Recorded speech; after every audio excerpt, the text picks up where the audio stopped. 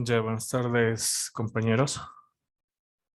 Vamos a continuar con el tema de campo eléctrico con cargas distribuidas, ¿ya?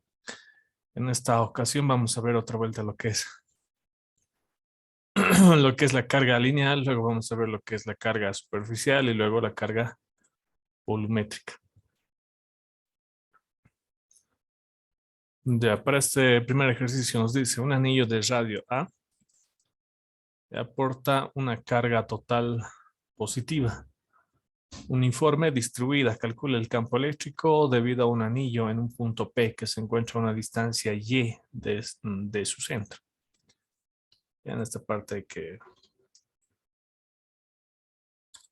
mejor así, de su centro. A lo largo del eje central perpendicular al plano del anillo, ¿no? Entonces este punto se encuentra perpendicular al plano del anillo y está pasando por el eje central, ¿no? Ahí está. Los datos que me da aporta una carga total positiva, ¿no? Entonces es la carga total, ¿ya? Me está dando eso como dato, luego me está diciendo que el radio del anillo tiene un radio A, luego me está diciendo el punto P, ¿no? Ahí está el punto P, y luego me está diciendo una distancia Y del centro, ¿no? Eso más tendríamos que anotar aquí, una distancia Y. Ya, entonces ahí tenemos nuestro anillo, lo que les decía, para calcular el campo eléctrico hay que agarrar lo que es un pequeño pedazo. Hay que agarrar un pequeño pedazo de...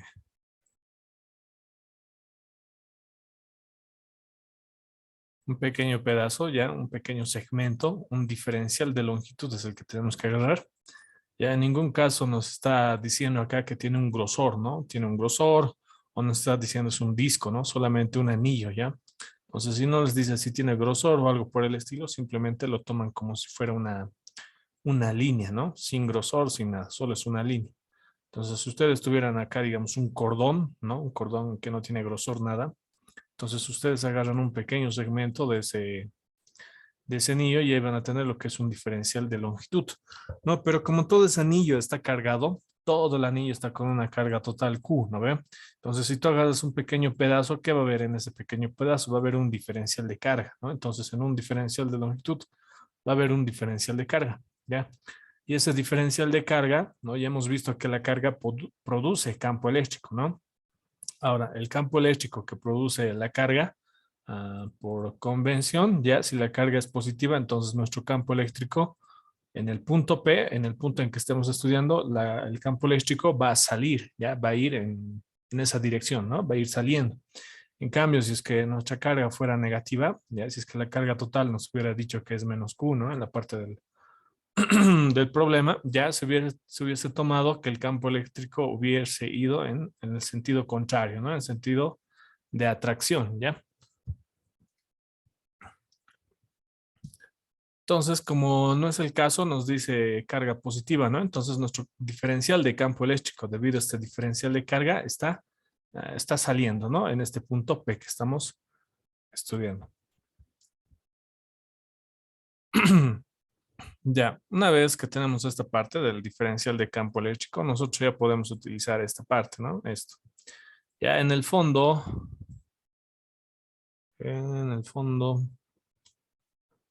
esto es así. Ya es un diferencial de campo eléctrico, ¿no? Ese diferencial de campo eléctrico, acá lo estoy dibujando, ¿no?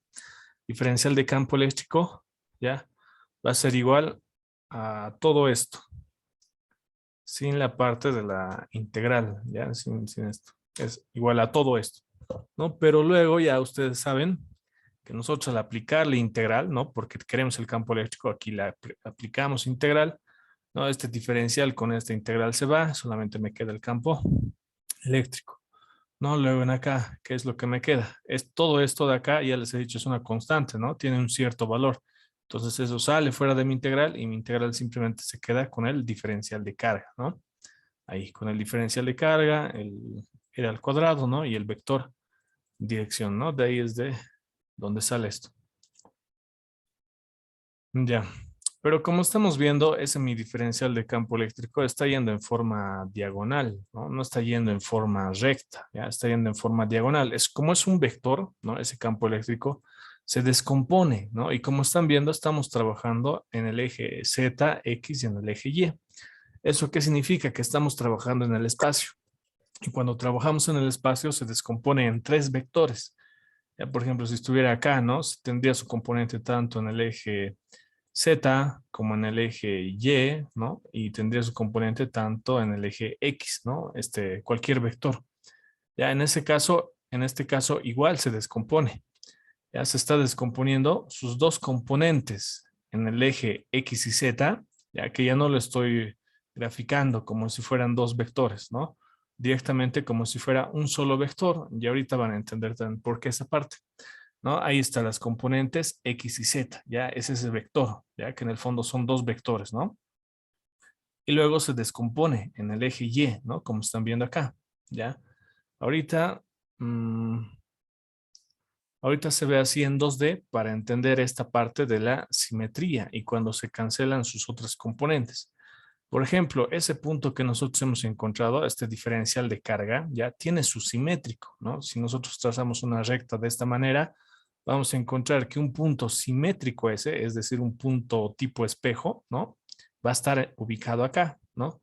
Y ese punto también va a generar lo que es un diferencial de campo eléctrico, ¿no? Que vendría de esta manera.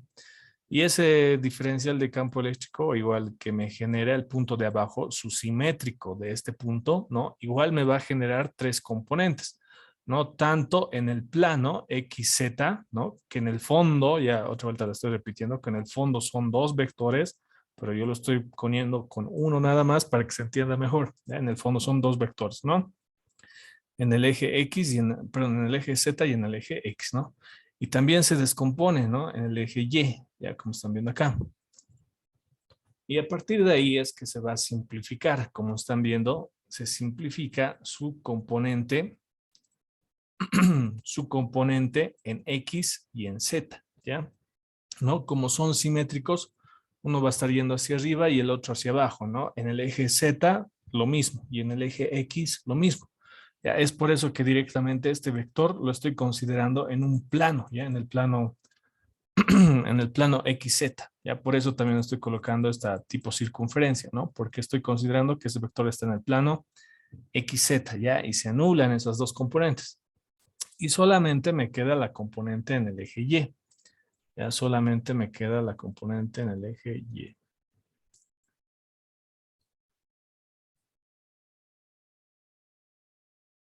¿No? De esa manera. Ya, entonces, el campo eléctrico total, como están viendo, solamente es su componente en Y, ¿ya? Solamente una componente estoy analizando. O es que voy a desarrollar, ¿no? En el eje Y. No, ya les he dicho, va a haber casos más adelante en que tenga que analizar las tres componentes, tanto en el eje Z, en el eje X y en el eje Y, ¿no? Si es que no se cancelaran, como en este caso. Pero como en este caso es alta simetría y se cancela, solo en el eje Y estoy analizando el campo eléctrico, ¿no? Que sería el campo eléctrico total. Ya. Otra cosa, fíjense, tal vez esto debería haberlo puesto después, ¿ya? Pero este es el análisis que más nos interesa, ¿ya? Tenemos lo que es nuestro diferencial de campo eléctrico, ¿ya? Pero si nosotros queremos descomponerlo, ¿ya? En el eje Y, nosotros tenemos que tener un ángulo auxiliar, ¿no? En este caso sería el ángulo phi. ¿Ya? Entonces, ese diferencial de campo eléctrico en el eje Y ya va a ser igual al módulo del diferencial de campo eléctrico. Ya, luego va a ser por el coseno del ángulo phi y eso en dirección J, ¿no? Vector unitario en el eje Y. Ya, otra forma de colocar esto directamente es así, ¿no? Así, ¿no? De esta manera. Diferencial de campo eléctrico como vector por el coseno de phi o lo que les he dicho. Diferencial de campo eléctrico en el eje Y. Diferencial de campo eléctrico por el coseno de phi y eso en dirección J, ¿no? Eso. Ya, y eso está acá, ¿no? Ahí les estoy explicando. Luego, lo que es el módulo del diferencial de campo eléctrico, ¿no? Fíjense que aquí tengo lo que es mi diferencial de campo eléctrico, pero les he dicho, si nosotros solamente queremos en forma de módulo, simplemente agarramos esta parte, ¿no? Esto, y eliminamos lo que es el vector unitario, ¿no? Entonces, solo esta parte es el módulo del diferencial de campo eléctrico, ¿no? Y eso está acá también.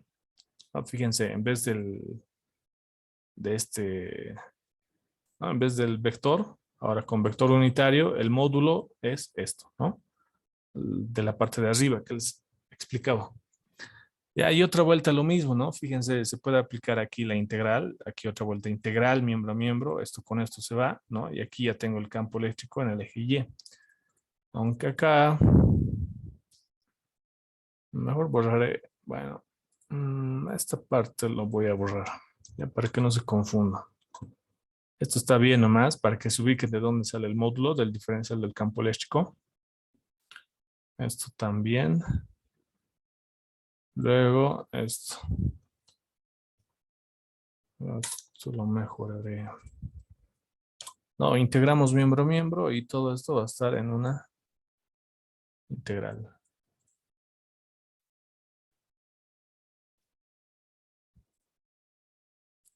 No, de esa manera. Ya. Entonces, ya tengo lo que es el campo eléctrico en el eje Y, ¿no? Ahí está, ya les he explicado de dónde sale. Ahora, ¿qué es lo que necesito? Lo que necesito es el diferencial de carga para reemplazar en esta integral.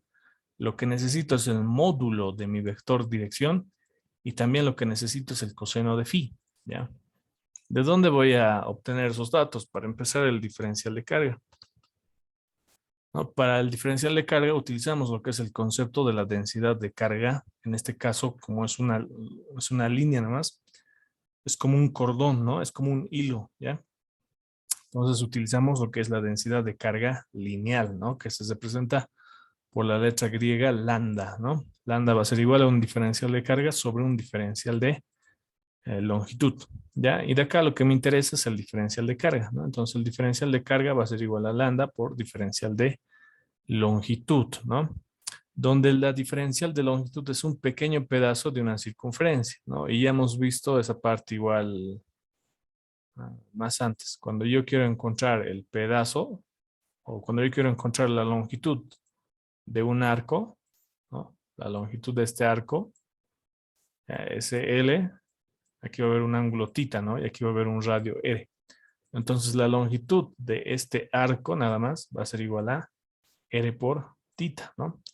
En este caso, ¿qué va a ser? Igual ese diferencial de longitud. Nosotros nos vamos a dar un ángulo, otro ángulo auxiliar, que lo vamos a llamar un ángulo θ, ¿ya? Que va a llegar hasta esta parte, ¿no? Como están viendo. Como acá hay un pequeño grosor, un pequeño diferencial, ¿no? Lo que se va a generar en este pequeño, se va a generar un pequeño ángulo también, ¿no? Que es el diferencial de θ, ¿no? Se genera ese pequeño ángulo. Entonces, el arco, este arco que están viendo acá, ¿a qué va a ser igual? El diferencial de longitud va a ser igual al radio, que en este caso es A, ¿no? Eso ya nos da como dato el problema. El radio del anillo es igual a A, ¿no? Y luego por un diferencial de θ, ¿no? Un diferencial del ángulo. Ya, y eso está acá, ¿no? Fíjense, en vez de diferencial de longitud está lo que es el radio del anillo por el diferencial de θ, ¿no? Luego lo que necesito igual es el módulo de mi vector dirección, ¿no? Entonces, desde el diferencial de carga hasta el punto donde yo quiero estudiar, lo que tengo es un vector dirección, ¿no? Pero el módulo es otra cosa, ¿no? Es el módulo de este vector dirección. Ya es el tamaño de ese vector, ya que va a ser igual el tamaño de ese vector, ¿no? Igual estamos viendo que se forma lo que es un triángulo rectángulo, ¿no? Un triángulo que tiene un ángulo de 90 grados. No, fíjense, entonces, al formarse ese triángulo rectángulo, aplicamos lo que es el teorema de Pitágoras, ¿no? Entonces, lo que tengo es esto, fíjense, el triángulo rectángulo, aquí tengo lo que es el módulo de mi vector dirección, ¿no? El tamaño nada más, por eso aquí no hay ninguna flecha, ¿no? Solo el tamaño. Fíjense que esta parte del cateto opuesto, el cateto opuesto va a ser la longitud de mi radio, que en este caso sería radio A, ¿no? Fíjense el cateto opuesto según el ángulo phi, ¿no? Va a ser el radio A, ¿no? Y luego el cateto adyacente va a ser una distancia Y, ¿ya? Esa distancia no está cambiando, ¿ya? Cuidado que esto lo tomen como si fuera una variable. Y hay que saber identificar bien las constantes y hay que saber identificar bien las variables. ¿Cómo van a identificar esta parte? Las variables cambian, cambian, ¿ya? Si ustedes lo colocan en alguna posición, va a cambiar. Por ejemplo, ¿qué pasa si yo tomaría un pedazo del anillo? Ahora yo voy a tomar un pedazo de anillo en esta parte, pero entonces igual se va a generar lo que es un diferencial de campo eléctrico, ¿no? Igual va a tener acá su componente, ¿no? Pero fíjense, cuando yo tomo un pedazo acá, variará el radio, varía el radio. La respuesta es no, ¿no? El radio se sigue manteniendo igual. De la misma manera, si ustedes toman otro pedazo aquí atrás, por ejemplo, ¿no? El radio va a variar y la respuesta es no, sigue siendo el mismo radio A, ¿no? Entonces, A ahí ustedes identifican que es una constante, ¿no? Luego, para el módulo del vector dirección, ¿no? Fíjense, de la misma manera, si ustedes hubiesen tomado el pedazo acá, el tamaño del vector dirección hubiese cambiado, el tamaño nada más de este vector, y las respuestas tampoco, ¿no? Se sigue manteniendo el mismo tamaño. Igual, si ustedes toman un pedazo acá, por ejemplo, y hacen su vector dirección, ¿no? Como este punto está a la misma distancia y como esta es una circunferencia simétrica, el tamaño del vector dirección no va a cambiar, ¿no? El tamaño, ¿no? Entonces el módulo R, que a veces igual lo coloco así, de esta manera, ¿no? El módulo igual es una constante, el módulo no cambia, ¿ya? Pero esto no se mantiene para todos los ejercicios. Hay que ir analizando ejercicio por ejercicio, ¿no? Como están viendo acá. Entonces el módulo del vector dirección igual es una constante, ¿no? Y hemos visto que esta distancia y, ¿no? Igual en cualquier punto que ustedes tomen el diferencial de carga, esta distancia y, la distancia desde el centro de mi anillo hasta el punto tampoco va a cambiar, ¿no? Igual y es una constante, ¿ya? Ya, por Pitágoras, ¿no? Cateto adyacente, cateto opuesto, esos dos elevado al cuadrado y todo eso raíz cuadrada, ¿no? Ese va a ser el módulo de mi vector dirección, ¿no? Y ahí está el ángulo phi. Entonces, hasta esa parte ya tengo lo que es el diferencial de carga, ya tengo lo que es R, que es el módulo de mi vector dirección. Y ahora lo que me falta es el coseno de phi, ¿no? El coseno de phi, ¿cómo lo voy a encontrar? Lo mismo, ya voy a utilizar lo que es esta misma gráfica, ¿no? Porque de acá he sacado para el principio, ¿no? Para esta parte, ¿no? De acá. Pero el coseno de phi, fíjense, coseno de phi, si trato de despejar de acá, lo que voy a obtener es un diferencial de y sobre un diferencial de campo eléctrico, ¿no? Y sería absurdo que eso, que despeje de aquí mismo, lo meta en acá mismo otra vuelta, ¿no? Sería recontra absurdo, ¿no? Entonces, es de ahí que tenemos que sacar de este gráfico, ¿no? De este gráfico es que tenemos que sacar el coseno de phi. Acá el coseno de phi, ¿a qué va a ser igual? Va a ser igual a cateto adyacente sobre la hipotenusa, ¿no? Que sería R, ¿no? Y ese es el coseno de phi, ¿ya? Y aquí está, ¿no? El coseno de phi va a ser Y sobre R. Ahora, el ángulo phi que nos damos estaba en esta parte, ¿no? Pero obviamente ese ángulo phi se refleja, ¿no? Si yo coloco una recta acá, coloco otra recta acá, ¿no? Entonces el ángulo phi que estaba acá también se refleja acá, ¿no? Entonces aparte ya es de trigonometría, no hay mucho que decir en esa parte.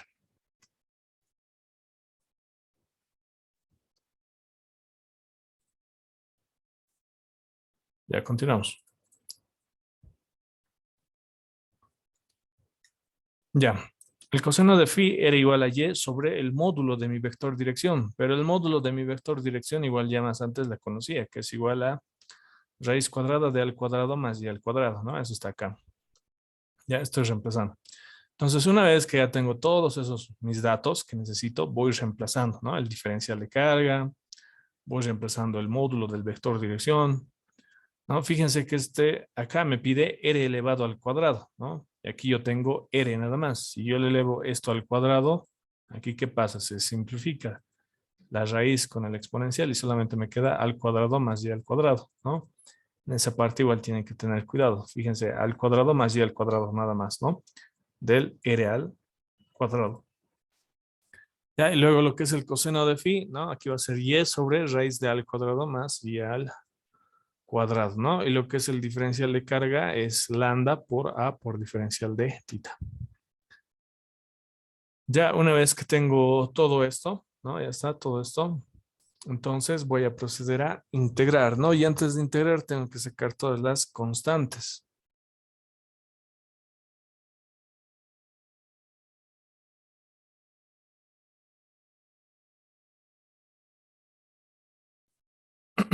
Tengo que sacar todas las constantes. ¿Cuáles son constantes? Este lambda es constante, el radio ya hemos visto es constante, la y, la distancia desde el centro hasta el punto, también hemos visto que es constante. Luego, este A es una constante, ¿no? El radio del anillo es constante. Este Y que está aquí dentro del paréntesis igual es constante, ¿no? No importa qué punto tomemos, ¿no? El Y, la distancia se va a seguir manteniendo, no cambia. Ya, entonces fíjense que todo es constante, todo sale fuera de la integral, excepto esta parte que es el diferencial de tita, ¿no? Porque eso hay que integrar, el ángulo tita. Y ahí podemos identificar también que tita es una variable. ¿Por qué es una variable? Porque si yo tomo, digamos, un punto acá, ya, el ángulo, ¿cuánto puede valer ahí? El ángulo va a valer, por ejemplo, 70 grados, ¿no? Pero ¿qué pasa si yo tomo el ángulo acá? ¿No? Fíjense, si yo tomo un pedazo, un diferencial de carga acá, ¿cuánto va a valer el ángulo? Ya no va a valer lo mismo, digamos, va a valer 130. ¿No? ¿Qué pasa si tomo otro pedazo acá?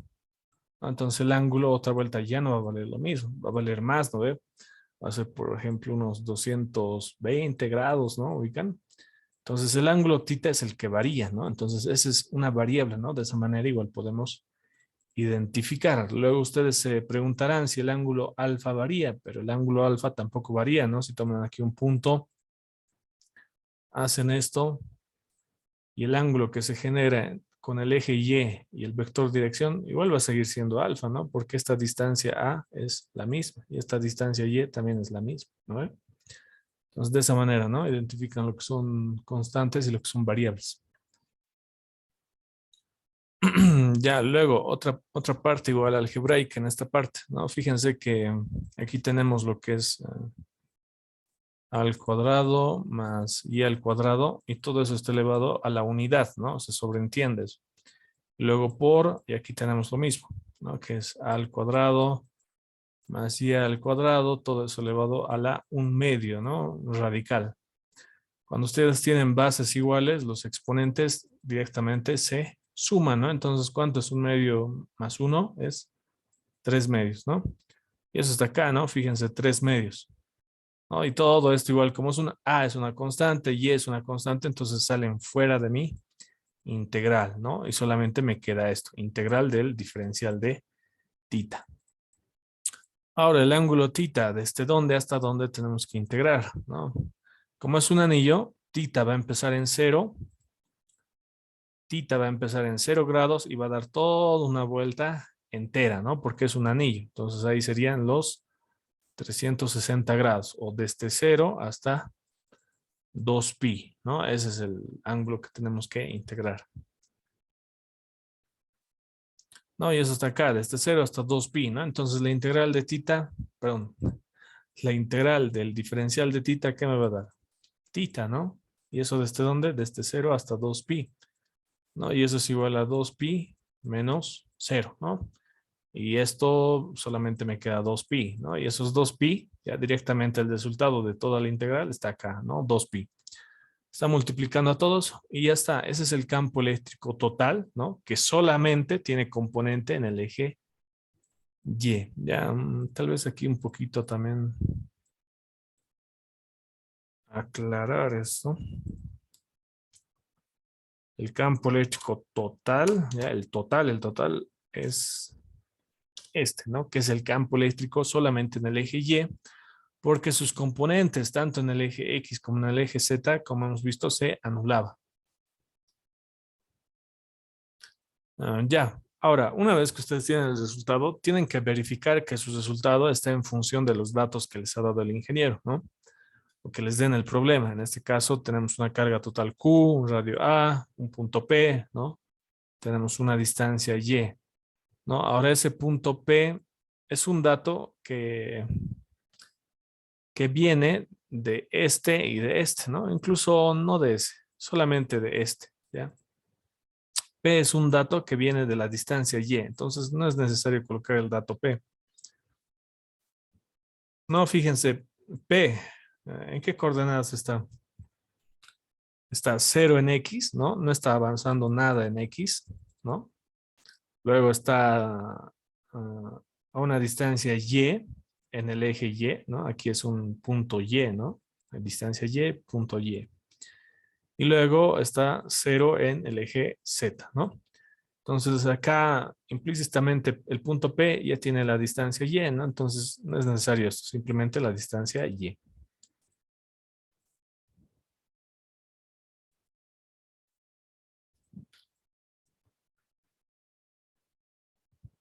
Y ya está, ¿no?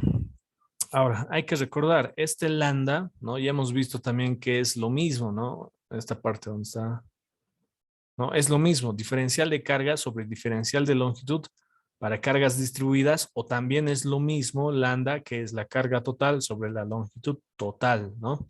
Entonces, lo que nos daba como dato era la carga, ¿no? Y la longitud total de un anillo, ¿a qué va a ser igual? La longitud total. Solo la longitud de una circunferencia es 2pi por el radio, ¿no? Entonces, eso está acá, 2pi por A, ¿no? Que es el radio de ese mi anillo. Y ahí tendríamos que reemplazar nada más, ¿no? Entonces, aquí nos faltaría, digamos, un paso, ¿no? Entonces, aquí colocaríamos esto. En vez de lambda sería esto, ¿no? Y luego nada más, no tendríamos que reemplazar nada más. Ya, porque como están viendo, Y es un dato, el radio es un dato, ¿no? Y es la distancia, A es el radio, entonces nada más, ¿no? Ahí también estamos viendo que se simplifica lo que es A, ¿ya? Y en la parte de arriba, no, también no, no se simplifica esto. Aquí nos quedaría lo que es el 4, ¿no? Y aquí nos quedaría lo que es el pi, ¿no? Extremos con extremos, medios con medios, ¿no? No quedaría de esta manera.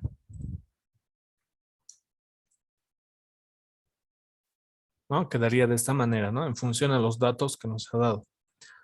Luego, ¿qué más me estoy olvidando en esta parte? A ver, lo único que me estoy olvidando puede ser esta parte, ¿no? Fíjense que hemos simplificado lo que es el 2pi con el 4pi y solamente me ha quedado un 2 multiplicando al epsilon sub 0, ¿no? Epsilon sub 0, ya saben, ¿no? Es 8.85 por 10 a la menos 12, ¿no? Entonces, si acá les hubiera dado datos, ¿no? Entonces directamente ustedes hubieran reemplazado, ¿no? Con el valor de epsilon sub 0, no se olviden esta parte.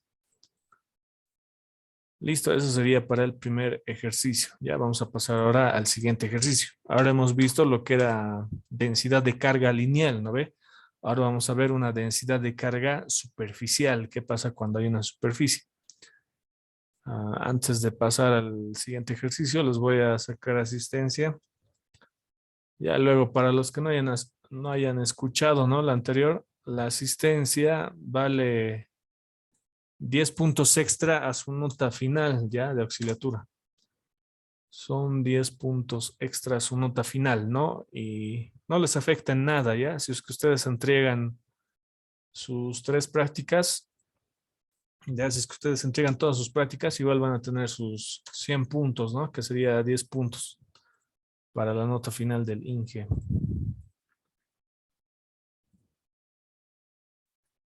Ya continuamos.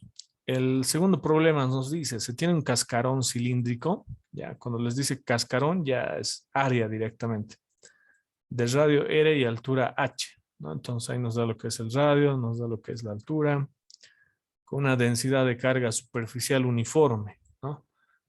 Una densidad de carga superficial uniforme. ¿Ya? ¿Eso qué significa? Les he dicho al principio, ya en la anterior clase, densidad de carga uniforme es esta parte, a ver.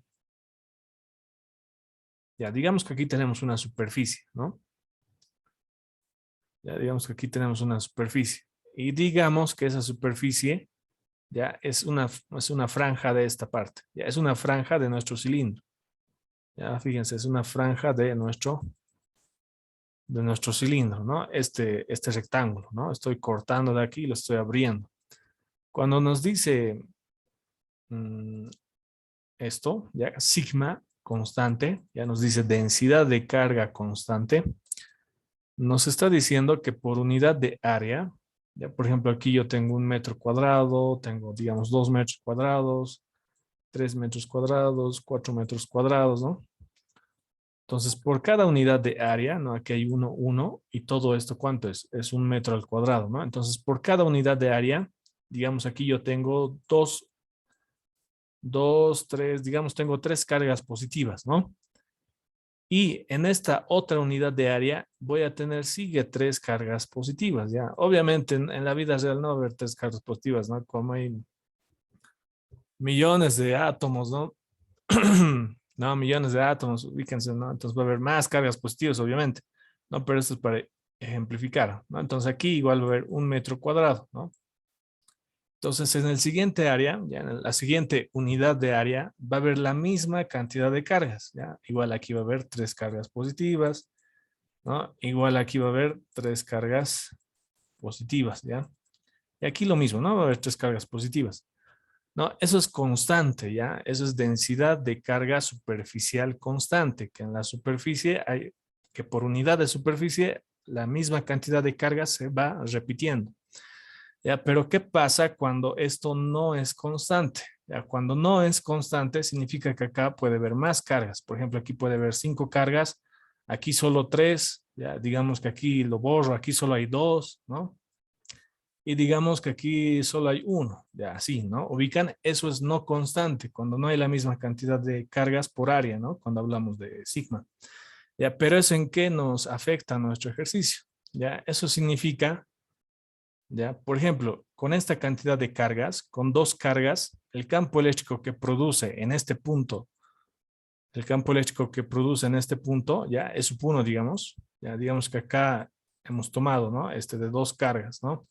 Entonces, este campo eléctrico sub 1 va a ser menor, ¿ya? Que, por ejemplo, si tomamos si tomamos esta área, ¿no? Fíjense que esta área, digamos que es subsimétrico en esta franja, y ahí está acá, ¿no? Entonces aquí va a haber 5 cargas, ¿no? Entonces el campo eléctrico que produce esta área, ¿ya? El campo eléctrico que produce acá, va a ser un campo eléctrico mayor, ¿no? Va a ser más grande, ¿no? Porque obviamente hay más cargas, ¿no? Entonces, como el campo eléctrico de acá arriba, ya lo voy a llamar E sub 2, es mayor, ya el campo eléctrico E sub 2 es mayor que E sub 1, cuando yo descomponga en sus ejes, ¿no? Tanto en el eje X, Y, Z, ¿no? Fíjense, ahí estoy descomponiendo el campo eléctrico 1 y luego voy a descomponer el campo eléctrico 2, ¿no? Aquí está. Descompongo ahí el campo eléctrico 2 y fíjense que no se anula completamente, ya no se anula completamente lo que es la componente, por ejemplo, en el eje X, ya, porque no, aquí va a venir más, va a ser más pequeñito su componente en el eje X respecto al campo eléctrico 1. Entonces, esto con esto no se va a anular, porque digamos aquí puede haber 5, ¿no? Y aquí solamente va a haber 2, ¿no? Y al hacer la diferencia, me va a quedar, digamos, un 3, ¿no? Entonces me va a quedar una componente en el eje X, ¿no? No es como en el anterior ejercicio que se anulaban lo que eran sus componentes, ¿no? Entonces fíjense cómo cuando no es constante, ¿ya? Cuando sigma no es constante, la densidad de carga lineal, superficial o ya sea volumétrica, hay que estudiar el campo eléctrico en sus 3 componentes, tanto en el eje X, en el eje Z y en el eje Y, ¿no? Porque no se anulan, ya no hay simetría, ¿no? En cambio, cuando eran constantes, aquí digamos había 3 cargas, ¿no? Aquí también va a haber obviamente 3 cargas. Entonces el campo eléctrico de acá es del mismo tamaño del campo eléctrico de su simétrico, ¿no? Cuando es constante y ahí se anulan y solamente nos quedaba una componente, ¿no? Que en el anterior ejercicio era en el eje Y, ¿no? Entonces, esa parte lo tienen que ver de esa manera, ¿ya? Tienen que, cuidado, cuando no sea constante, igual lo anulen todito y solamente hagan en el eje Y, ¿no? O en el eje Z, digamos, ¿no? Entonces, esa parte tienen que tener cuidado, ¿ya? Ya, pero en este caso, igual, estamos empezando con los ejercicios simples, ¿no? Entonces, es una densidad de carga superficial uniforme, ¿ya? Y cuando les diga uniforme, igual significa constante, ¿ya? Luego, Nos dice hallar el campo eléctrico a una distancia, ¿no? Eso es lo mismo. Ya. Aquí nos dice el inciso B, la fuerza, hallar la fuerza si se coloca una carga Q sub 0 a esa misma distancia. Ya, entonces, como datos, me da lo que es el radio, me da lo que es la altura, me da lo que es la distancia. Ya, ¿dónde está eso? Me da lo que es la densidad de carga superficial. Ya, cuando les dice densidad de carga superficial, el dato que les da es este, a ver.